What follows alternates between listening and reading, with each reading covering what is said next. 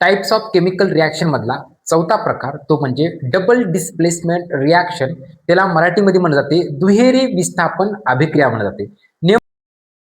Reaction म्हणजे आता double म्हणजे ह्या ठिकाणी डिस्प्लेसमेंट काय होणार, दोन वेळेस होणार. या अगोदर आपण पाहिलं होतं डिस्प्लेसमेंट रिॲक्शन म्हणजे काय, तेव्हा डिस्प्लेसमेंट एका पोझिशनची होऊ लागली. आता ह्या ठिकाणी दोन काय होणार, जागा बदलणार एलिमेंट. पाहू नेमकं काय होते काय नाही. तर साध्या आणि सिंपल भाषेमध्ये समजून घेऊ.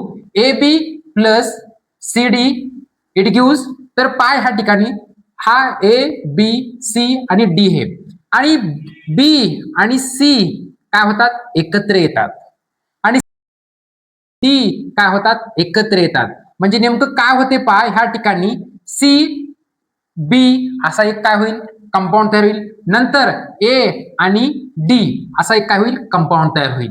म्हणजे ह्या ठिकाणी एक झालेलं डिस्प्लेसमेंट आणि ह्या ठिकाणी एक झालेलं डिस्प्लेसमेंट म्हणजेच काय असते, तर डबल डिस्प्लेसमेंट रिॲक्शन असते. साधं आणि सोपं आहे. आणि हा फॉर्मॅट तुम्ही डोक्यामध्ये सेव्ह करून ठेवणे. उदाहरण बघू आपण, ह्या फॉर्मॅट नुसार उदाहरण बसते का, तर हो पाहू. आता पहा, सोडियम सल्फेट आहे, याचं नाव काय, सोडियम सल्फेट. याचं नाव बॅरियम क्लोराईड. जेव्हा सोडियम सल्फेटची रिॲक्शन बॅरियम क्लोराईड सोबत होते तेव्हा आपल्याला प्रोडक्ट काय मिळते, पहा ह्या ठिकाणी. आता हे काय झाला, ए आहे, हा काय झाला, बी आहे, हा काय सी, आणि हा काय डी आहे. मग ह्या ठिकाणी आपल्याला माहिती आहे A B plus C D म्हणजे काय असते, सी बी असते. म्हणजे सी आणि बी म्हणजेच काय येणार, बॅरियम आणि सल्फेट येणार. पहा या ठिकाणी बॅरियम सल्फेट. नंतर एडी, ए आणि डी उरलं काय, सोडियम आणि काय क्लोरीन उरलं. मग काय झालं, सोडियम क्लोराईड. म्हणजे फॉर्मॅट ह्या ठिकाणी सी बी प्लस काय आहे, एडी.